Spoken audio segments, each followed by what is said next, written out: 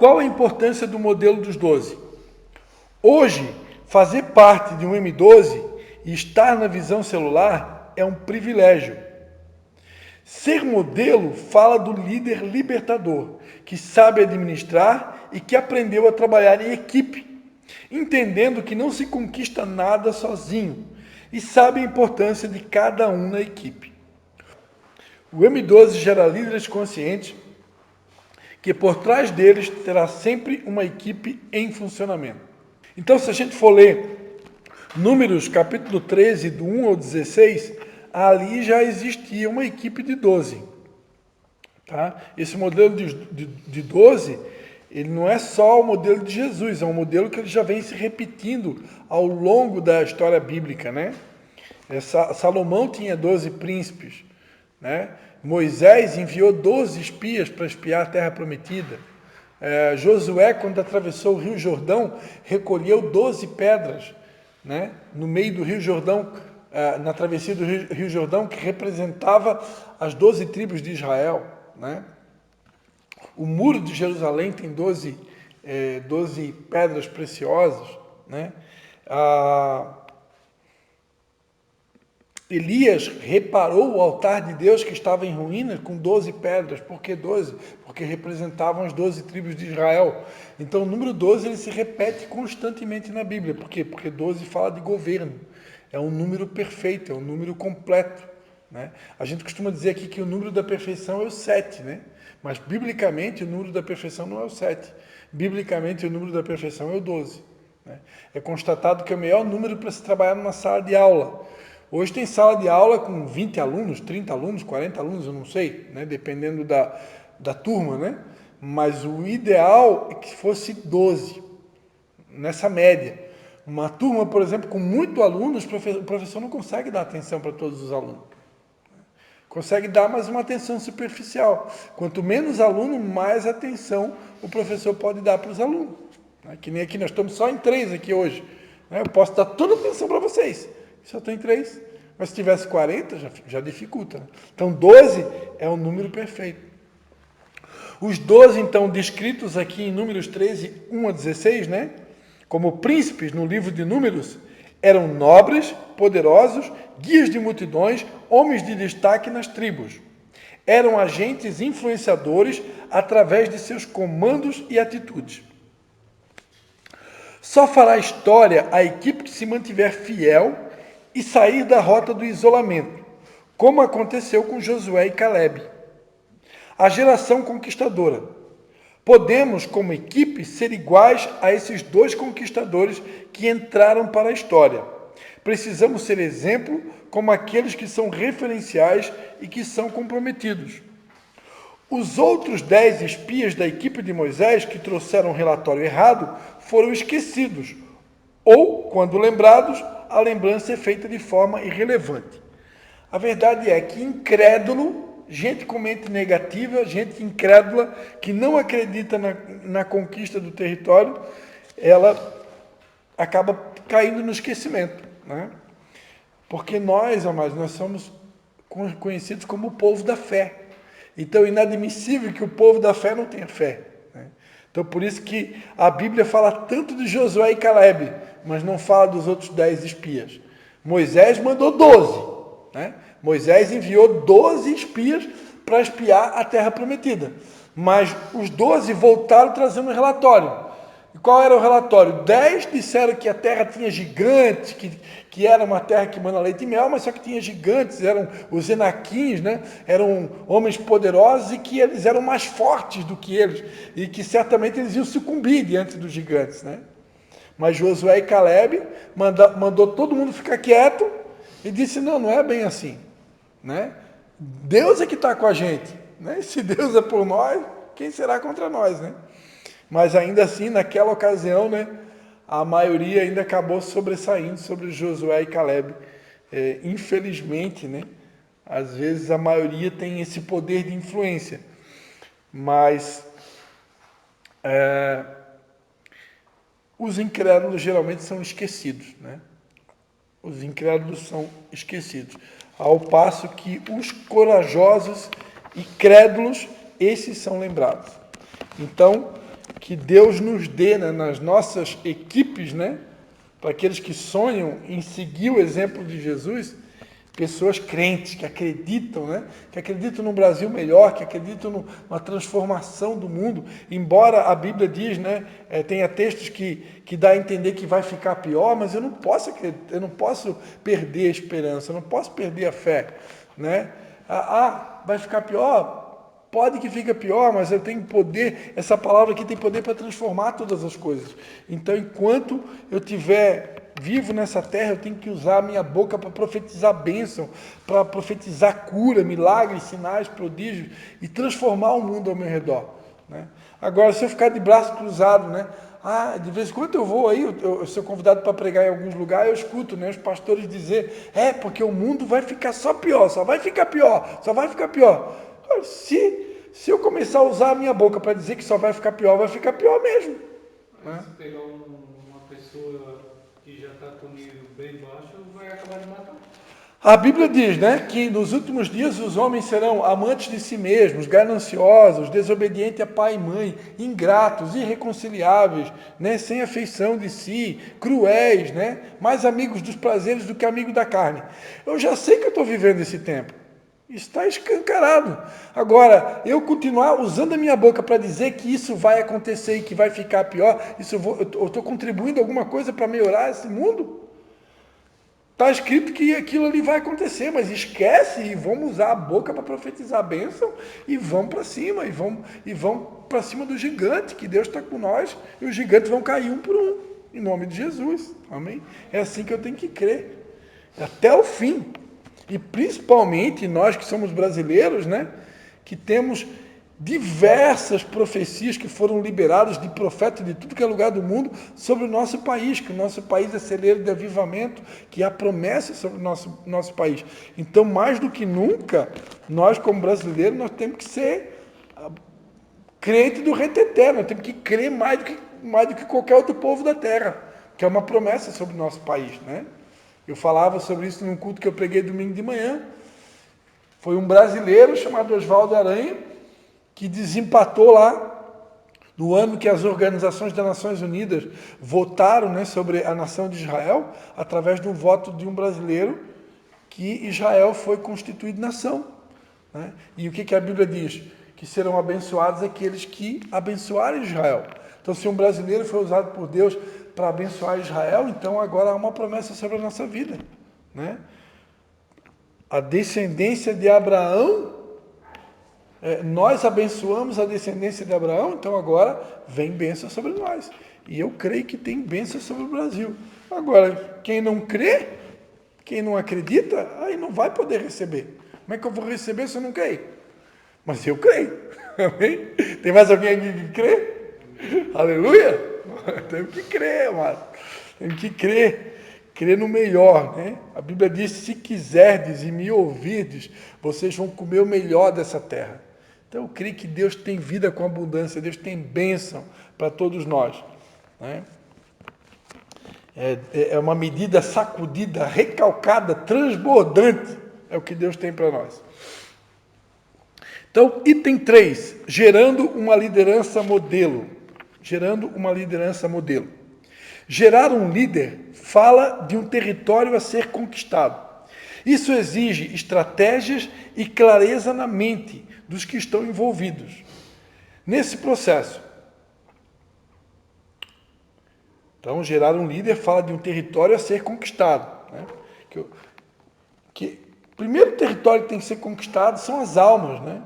Então, conquistar o coração de uma pessoa, né?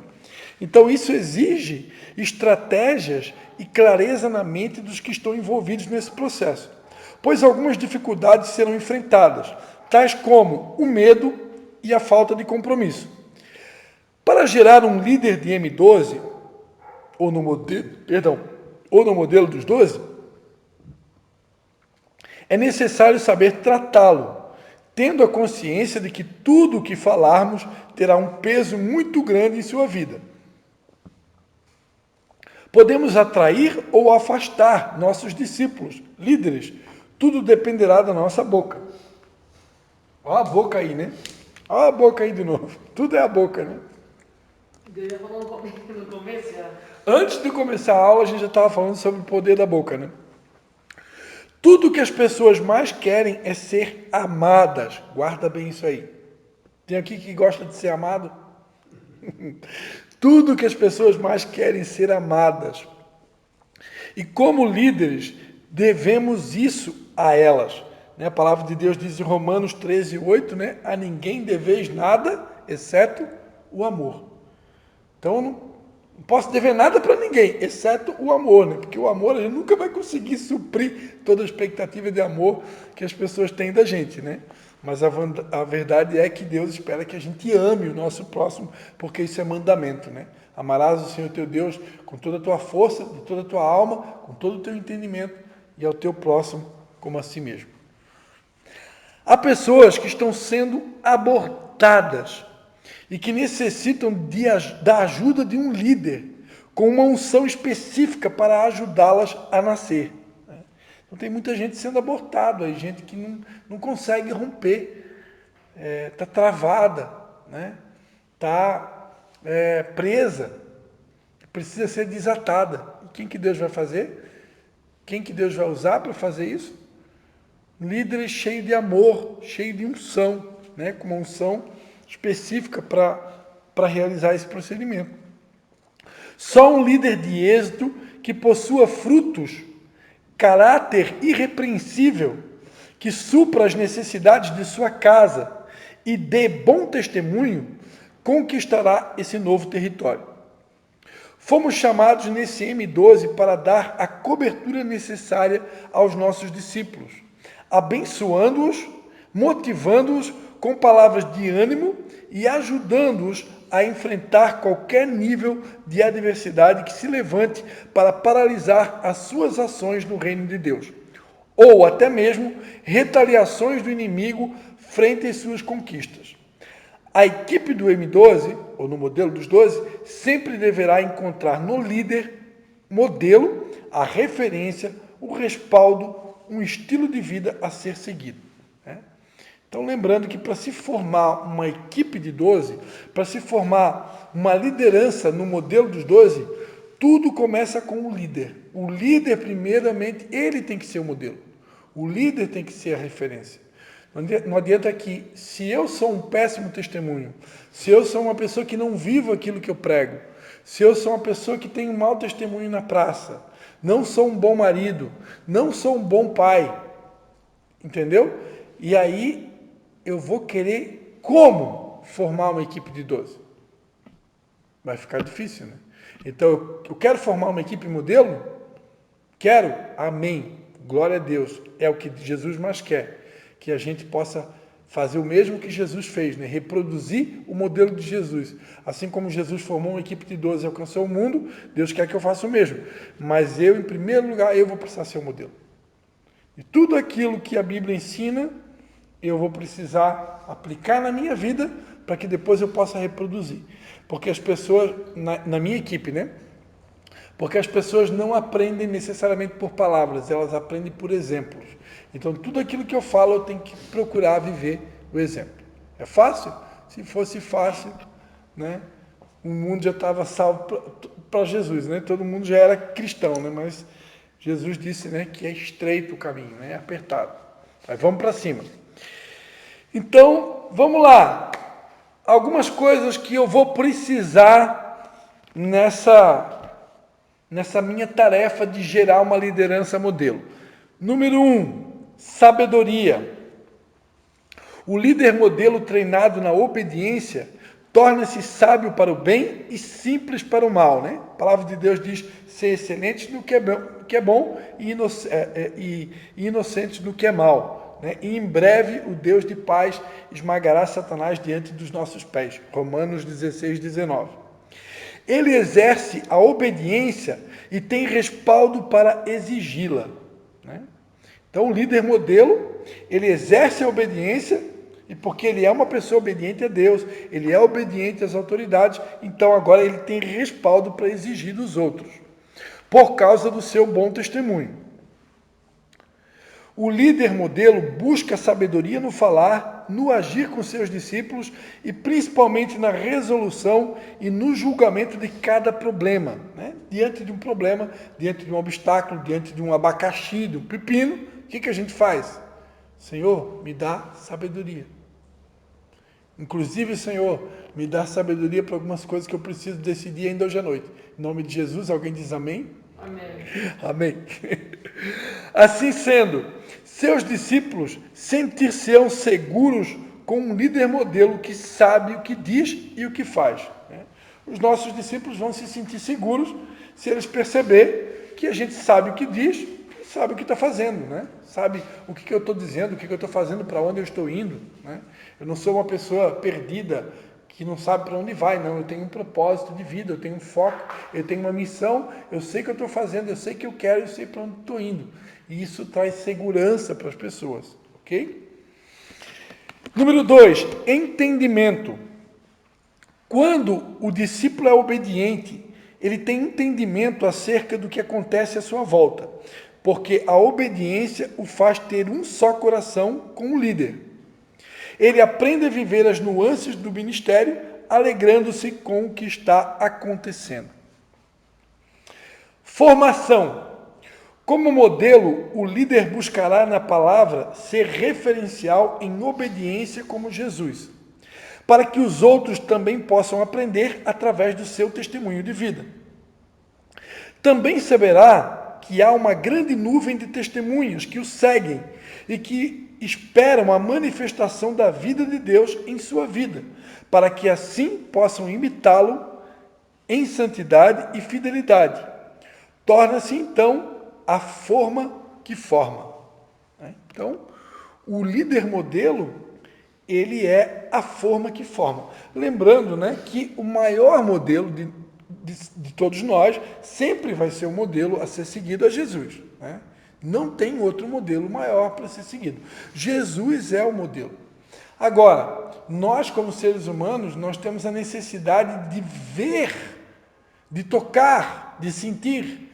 Né? Então, quando a gente vê alguém que imita Jesus, quando eu tenho a oportunidade de ser liderado por alguém que está seguindo os passos de Jesus, que procura imitar Jesus, eu pergunto para vocês, fica mais fácil ou não imitar Jesus, ou copiar Jesus, ou ter, quando a gente tem um modelo?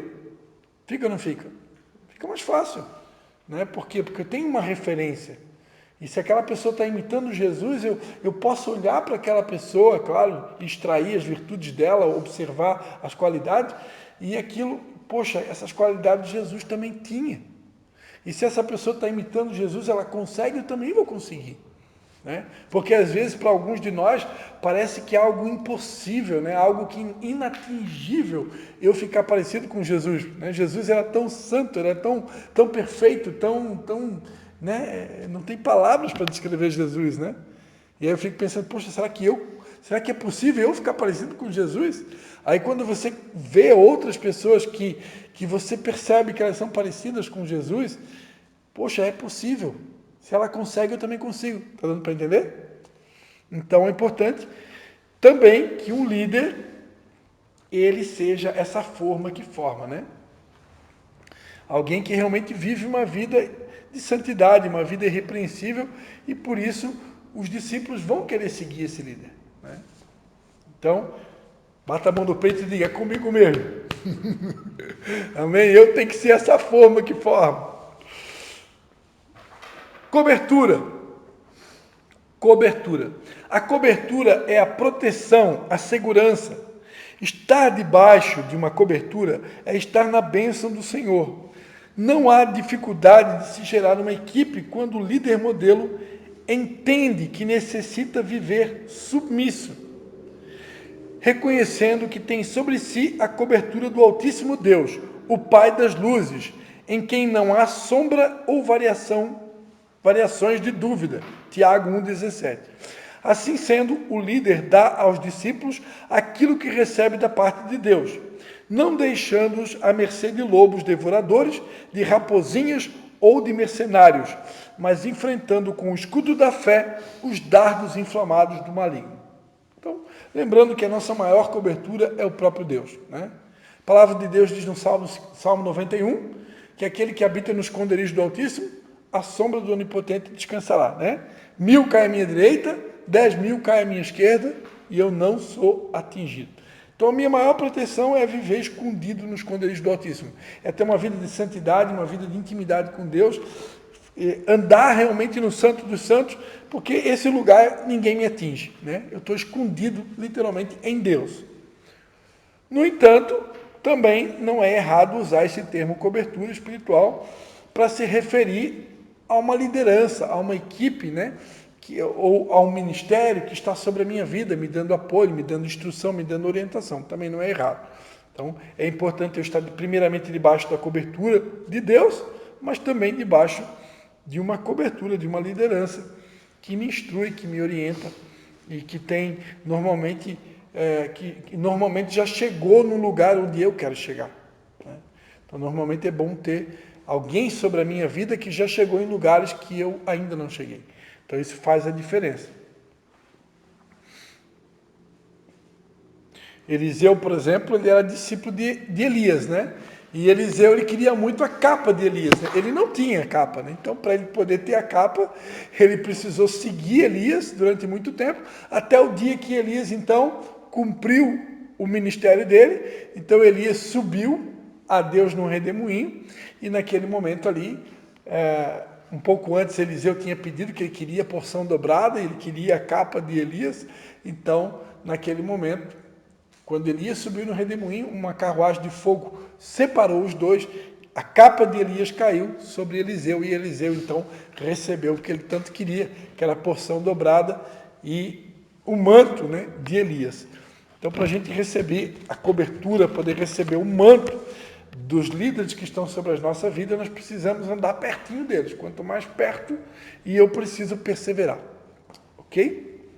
Na perseverança, eu vou recebendo, né, eu vou bebendo dessa unção que está sobre aqueles que estão sobre nós. Correção em amor. Correção em amor. Uma boa consolidação só será bem sucedida se o líder modelo amar os seus discípulos. Deve-se lembrar que correção não é punição. Corrigir é instruir o caminho certo, consertar, advertir. Temos que tomar cuidado para que as nossas correções não sejam muito duras e sem amor, né? Às vezes a gente corrige de uma maneira muito dura e falta amor, né? Então a correção ela precisa ser recheada de amor, né? Como dizia aquele coach famoso aqui no Brasil, Paulo: põe amor nas minhas palavras. Eu acho legal que ele usa essa frase, né? Põe amor nas minhas palavras. Então, se eu estiver pregando uma palavra muito dura, eu vou começar a orar, né? Senhor, põe amor nas minhas palavras. Mas Jesus era duro, né? Jesus, certa feita, com os religiosos, ele era duro. Vai ver lá, vai ler o Evangelho de Mateus, né? Evangelho de Mateus, capítulo 23, né? Depois lê em casa Evangelho de Mateus, capítulo 23, e vai ver como é que Jesus era com os religiosos, né? Ele chamava eles de hipócritas, chamava eles de condutores cegos, insensatos, fariseus, cegos, né? Então, sepulcros caiados, Jesus pegava pesado. Com os religiosos, Jesus pegava duro, né? Mas o ideal, nós aqui que não somos Jesus, né? Se precisar ser duro, mas com amor. Um discípulo, quando consolado, torna-se produtivo, porque recebeu cura em sua alma. Então, uma pessoa, quando ela é consolada, né, um discípulo, ele se torna produtivo. Por quê? Porque recebeu cura na alma. O erro das pessoas não pode ser uma ofensa para nós, pois também erramos. Ok? Então a gente não precisa ficar ofendido com o pecado dos outros ou com o erro dos outros, porque nós também erramos. Ninguém aqui é perfeito, certo? Certo? Os erros são para serem corrigidos. Quando ministramos correção em amor, há conserto. Um líder modelo não pode esquecer jamais que a sua luta não é contra carne ou sangue, né? Mas sim contra principados e potestades e os poderes do mal nas regiões celestiais. Ele deve buscar a ovelha perdida que, arrependida, somente precisa de alguém que leve as cargas com ela, né? Então, o líder deve corrigir em amor, ele também deve estar disposto a buscar a ovelha perdida, né? Aquela ovelha que está arrependida. O Salmo de número 119, versículo 176, Salmo 119 e 176 vai dizer: desgarrei-me como ovelha perdida, busca o teu servo, pois não me esqueci dos teus mandamentos. Indo para o finalzinho, orientação, 3.6, orientação.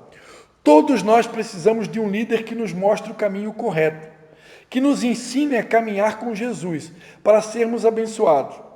Debaixo da orientação, os milagres acontecem. Jesus não quer que nem as sobras fiquem de fora.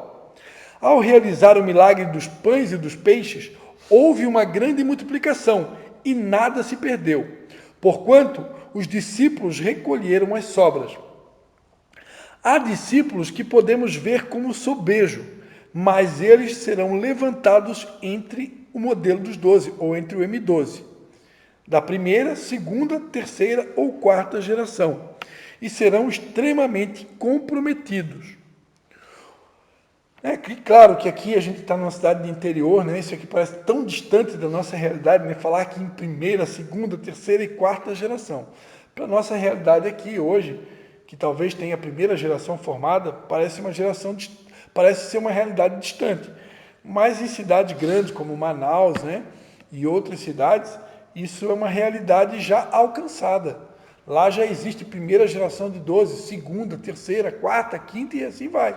Por quê? Porque já atingiram mais de 1.000, 2.000, 5.000 discípulos, né? Em células, né?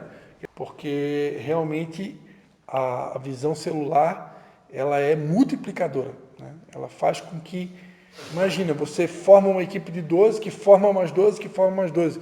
Você não tem... o alcance é muito grande. Não tem como medir ou mensurar isso. Os 12, presta atenção aí, os 12 não são descartáveis. Mesmo diante das dificuldades, tudo o que precisam é de orientação pelos princípios da palavra de Deus. Então, nós precisamos permitir ser orientados e nós também, como formadores de equipe, precisamos orientar, né, os nossos futuros discípulos, a nossa futura equipe. Instruir, né, orientar. Finalmente, conclusão. Fazemos parte de uma geração que tem a unção de conquista para estabelecer o resgate da nação e alcançar os que foram e hoje não são, e os que nunca foram, mas serão. Nosso chamado, assim diremos, é para modelo. Somos a forma que forma e não podemos de maneira nenhuma recuar. Traremos dessa maneira uma multidão à casa do grande rei. Se formos fiéis à visão que temos recebido, essa fidelidade forjará em nós o caráter de verdadeiros guerreiros e resgatadores. E uma coisa é certa, onde há fidelidade, há conquista sempre. Amém? Terminamos exatamente 21 horas e 29 minutos, faltando 1 minuto, é o tempo da oração. Quem que ora hoje? Quem que faz a oração? Senhor Deus, obrigado por mais um dia, Senhor, aqui na igreja, Senhor, aprendendo a Tua palavra, na escola de líderes, que nós saímos aqui cada vez mais, Senhor, sábios, sabendo discernir, Senhor, cada vez mais da Tua palavra, Pai. Abençoa cada um de nós que estamos aqui hoje, abençoa o nosso pastor que está aqui, tirando o seu tempo para ensinar nós, abençoa também a família dele, guarde, Senhor, debaixo da Tua mão santa, Senhor, para nossas casas. Obrigado. Amém. Amém. Amém, queridos. Deus abençoe vocês, viu? Eu quero